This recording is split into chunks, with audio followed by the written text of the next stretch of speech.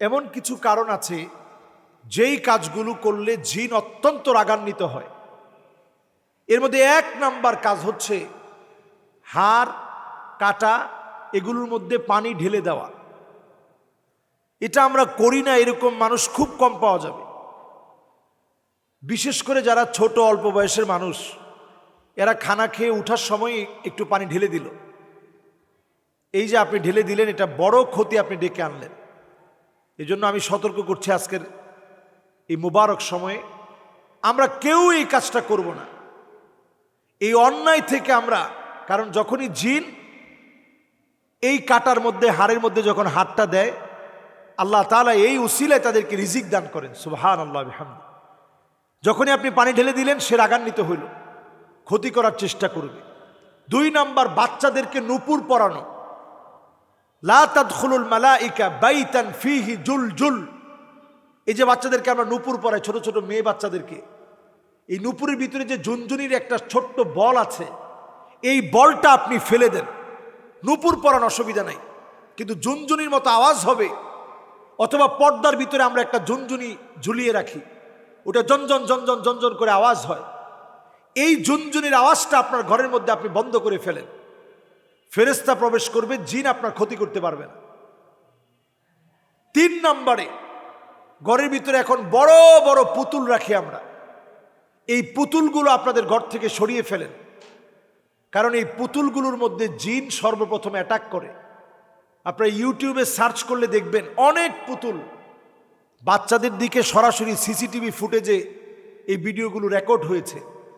বাচ্চাদের দিকে হঠাৎ করে তাকিয়ে ফেলেছে। একটা পুতুল যখন বাচ্চাদের দিকে তাকিয়ে ফেলেছে, আপনি চিন্তা করেন তাহলে কি পরিমাণ ভয় পাওয়ার কথা।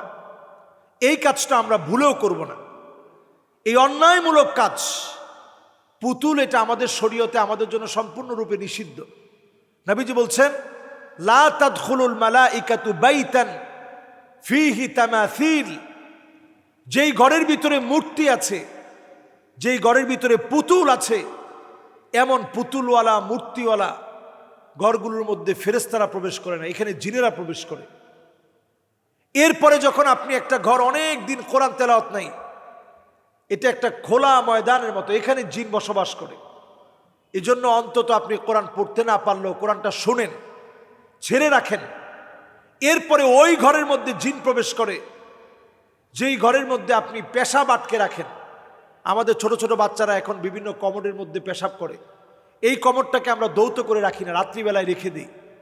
এতে করে জিনের ভিতরে যারা খাবিস, সবচেয়ে নিকৃষ্ট জিন, তারা আসক্ত হয় এবং তারা আসে এবং ক্ষতি করার চেষ্টা করে। এই জন্য এই জায়গাটা আপনারা পরিষ্কার পরিচ্ছন্ন রাখেন।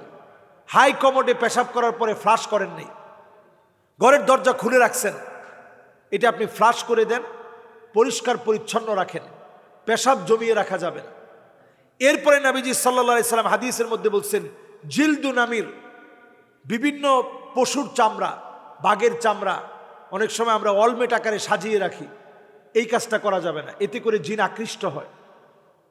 এরপরে আমরা পাকঘরে যখন যাব, আমরা দোয়া পরে যাব। টয়লেটে যখন যাব, আল্লাহুম্মা ইন্নী আউযু বিকা মিনাল খুবসি ওয়াল খাবায়েস, এই দোয়া পরে আমরা যাব।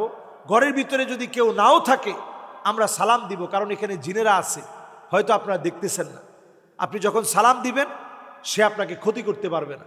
আবার যখন ঘর থেকে বের হবেন, বিসমিল্লাহি তাওয়াক্কালতু আলাল্লাহ লা হাওলা ওয়ালা কুওয়াতা ইল্লা বিল্লাহিল আলিয়্যিল আযীম, দোয়া পরে ঘর থেকে বের হবেন, দোয়া পরে ঘরের ভিতরে প্রবেশ করবেন। এইভাবে করে আমরা প্রত্যেকটা কাজে আমরা যদি সতর্ক হই, দেখবেন আল্লাহ তাআলা একদিকে বরকত দিবে, অন্যদিকে ফেরেশতারা এত পরিমাণ আমাদের জন্য দোয়া করবে, ঘরের মধ্যে প্রবেশ করে না।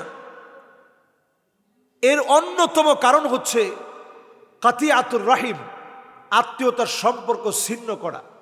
আমরা একটু বড়লোক হলেই গরিবদের খবর নেই না, ধনী হলেই গরিবদের আমরা কেমন যেন অবহেলার চোখে দেখি। এই কারণে ফেরেশতারা আমাদের ঘরে প্রবেশ করে না।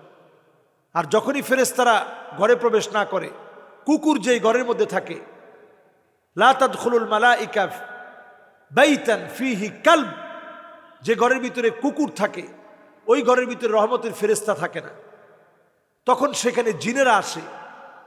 বিড়াল অনেকেই লালন পালন করেন, এটা করা বাধ্যতামূলক না, তবে বিড়ালের শরীরের মধ্যে এমন সূক্ষ্ম সূক্ষ্ম কিছু কোষ আল্লাহ তাআলা দিয়েছেন যেটা দেখলে জিনেরা ভয় পেয়ে যায়। আর কুকুর এমন যাদের দিকে জিন খুব আকৃষ্ট হয়। শয়তান কুকুরের মুখ দিয়ে প্রবেশ করে পিছনের দিকে বের হয়ে যায়। এজন্য দেখবেন দ্রুতগামী যখন কোনো হুন্ডা দেখবে, বিশেষ করে রাতের বেলায় আপনারা লক্ষ্য করে দেখবেন, রাতের বেলায় কোনো হুন্ডা দেখলে দেখবেন কুকুর একেবারে দৌড়ে তার পিছনে, কারণ জিনের গতিটা অনেক বেশি। গাড়ি দেখলেই দেখবেন কুকুর ঘেউ ঘেউ করে পিছনে দৌড়াচ্ছে। এর কারণ হচ্ছে কুকুর এটা আইডেন্টিফাই করে যে এই যে দ্রুত গতিতে চলছে এটাই মনে হয় সেই জিন, যে আমার মুখ দিয়ে ঢুকে পিছন দিয়ে বের হয়, আমারে কষ্ট দেয়, এটা মনে হয় সেই জিন। এই জন্য ক্ষিপ্র বেগে আপনাকে, আমি গত কয়েকদিন আগেও দেখেছি গাড়ির স্পিড তখন 70-এ চলতেছে, এত স্পিড এসে দৌড়াচ্ছে গাড়িকে ধরার জন্য, আক্রমণ করবে। তো এই জন্য আমরা ঘরের মধ্যে কুকুর রাখবো না। বিড়াল যদি থাকে, বিড়াল থাকতে পারে কিন্তু রাখতেই হবে এমন না। এজন্য অনেক আলেম ওলামা অনেকেই বিড়াল লালন পালন করেন, আপনারা নিশ্চয়ই দেখেছেন এগুলো, আপনারাও লালন পালন করতে পারেন, কিন্তু রাখতেই হবে। অথবা বিড়ালের সাথে খুব বেশি একেবারে দামি দামি শ্যাম্পু মেখে বিড়ালকে একেবারে খুব বেশি আদর যত্ন করে 10-20 হাজার টাকা মাসে খরচ করে, এগুলো ইসলাম সমর্থন করেন। তা আমরা অনেক সময় এই বক্তব্যগুলো দেওয়ার কারণে অনেকে প্রভাবিত হয়ে বিড়াল লালন পালন করে অনেক টাকা খরচ করেন। এটা করবেন না, বরং অল্পের ভিতরে যদি আপনি একটা বিড়াল লালন পালন করেন মহব্বত থেকে, ভালোবাসা থেকে, এটা আপনি করতে পারেন, কিন্তু এটা বাধ্যতামূলক না। আল্লাহ তাআলা আমাদেরকে বোঝার তৌফিক দান করুক। সকল রকমের দুষ্ট চক্রের চক্রান্ত থেকে আল্লাহ হেফাজত করুক। আসসালামু আলাইকুম ওয়া রাহমাতুল্লাহি ওয়া বারাকাতুহু।